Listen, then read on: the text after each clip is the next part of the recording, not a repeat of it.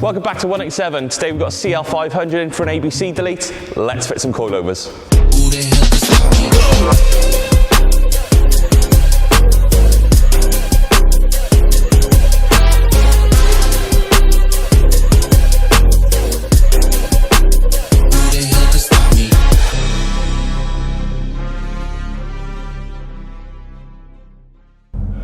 Customer complaint.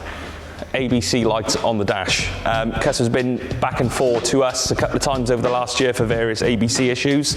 They've also gone elsewhere that was a bit closer to home just to replace a few of the pipes, which they all look really nice. They came apart really nice. However, we've still got ABC issues with the legs. The legs are really expensive, so we're just going to throw all of this in the bin and we're going to fit some coilovers just to eliminate any future issues for the ABC. Nick's already done a couple of days work on this car, removing all the old legs and all the lines that we need ready in preparation for the coilovers to arrive. Now, this is the original rear shock absorber, which has never been changed. That was actually okay. This is a brand new leg, which was fitted to the car at a huge expense, and it's already leaking. So we've got these brand new yellow speed coilovers, which we're going to fit to the car today. So when you're shopping around for coilovers for your CL500, you'll see the term flat top and slant top. What that's referring to is your strut tops. There is a slight difference between the CL500 or the CL chassis and the W215 chassis. They're more or less the same, but take a look at your strut tops if you're ever confused as to whether you've got a flat top or a slant top. So I'm just prepping the coilovers ready to be fitted. The fronts actually came with the sleeves on already, so I've just wound them back off. Put a bit of grease in there just so as if they ever need to be adjusted in the future for whatever reason, they can be. We're not going to be slamming this car or stancing it or nothing like that. Customer just wants pretty much a standard ride height. His driveway means he can't have a really low car, so he just wants to be able to use the car still. But it should really transform the ride of this car. Just make it a bit stiffer, a bit sportier. So we're going to start off, just make this the same length as the standard shock without any hydraulic fluid in it, and hopefully that gives us a very decent starting point to get the ride height we're after.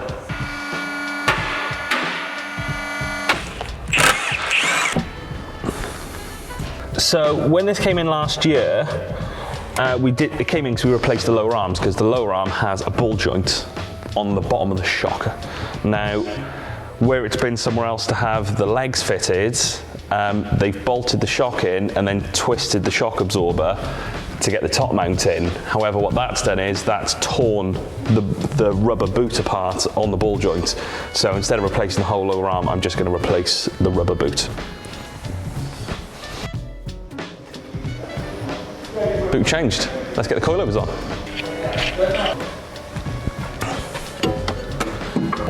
Oh no, there we go.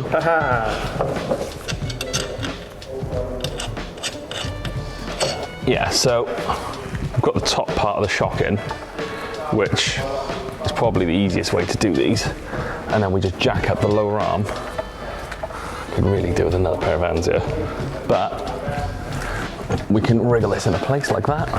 And then hopefully this will just drop up inside there lovely.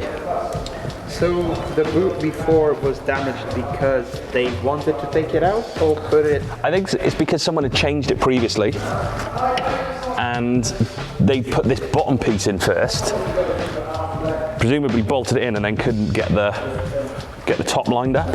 So they twisted it, which just twisted the boot off. But we have this, that just goes in there like that. That looks good. And then we've got two, where are they there?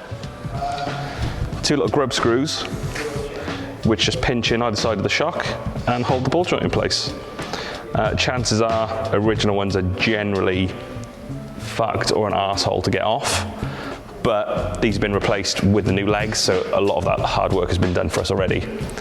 However, Nick has spent a couple of days on this car, just going through, getting all the old legs off and removing the ABC lines off the front, and we've looped the system on the rear, and we've looped the power steering pump as well, because the power steering pump is what powers the ABC. So if if you delete the ABC, you generally need to change the power steering pump for a non-ABC pump as well. But that's all done already for us, so we can just get on, do all the fun stuff.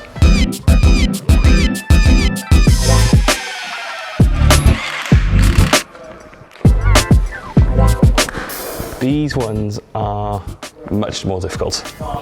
So you can see how high my arm has to go to the top mount, and I'm actually touching the rear window. So I think this one I'm going to put the bottom in first and then go for the top. So we'll see how we get on with it.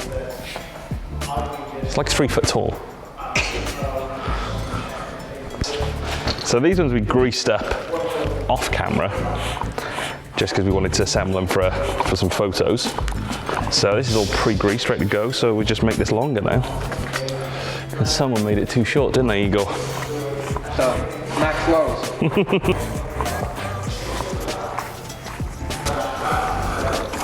So we've got the first rear shock in.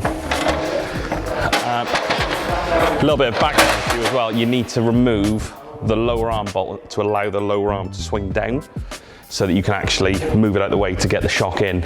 Now we've got the shock in. Shock is in place. I think, well, it feels like it's in the studs at the top. So I've supported it here, and you actually have to go inside the car itself through the parcel shelf to get the nuts on the top of it. So I'm gonna climb up here now, get in the car, and hopefully do them straight up. So we'll find out.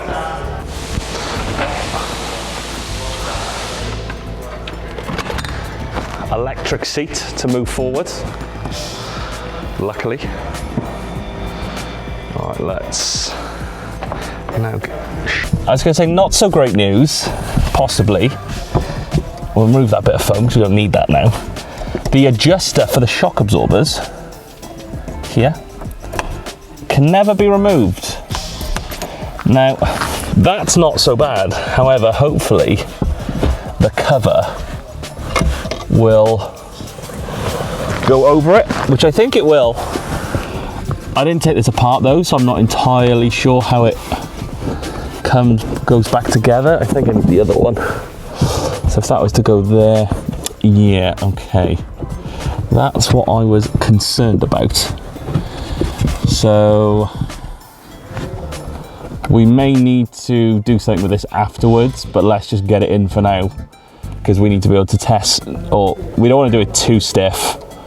So we're just gonna put this on, get these up lovely, and afterwards, if we have to pull that out and lose use of it forever, then that's what we've got to do.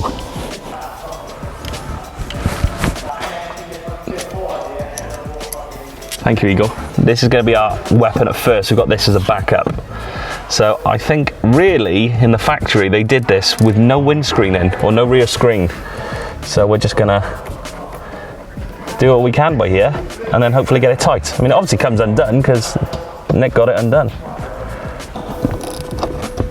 So we now have a rear shock in. So got the tops in, had a bit of lunch, bon appetit. So the lower shock bolt is in now, the top's done. I need to put the last nut on as well. I wanted to make sure it was in the right position first. The lower arm bolt is in. We can tighten this up, tighten the top up. I'll probably do the top once I do the other side, and then we can drop it down and see what it looks like. The coilovers are all fitted now. So we're gonna drop it down, see how it looks the first time, and then make any adjustments we need to. But if we're happy with the ride height, we're just gonna take all the wheels off, double check everything's tight, lock all the shock collars up, and then take it for a test drive. It's really important for those of you who don't work in a garage, it's very important that when you're operating a ramp, you must do the teapot stance. It is the only acceptable stance for putting the ramp in the air. So it's coming back up in the air, because unfortunately, whilst the customer wanted a factory ride height, they didn't want monster truck spec. So we need to drop the car about an inch all round, and then it'll probably settle another inch once it's been driven a bit. So. And then it'll be too low. And then they'll pay us to lift it back up. For those of you who can't count, that's 2 inches all round. 1 and 1, 2. I mean, that's 8 inches all round.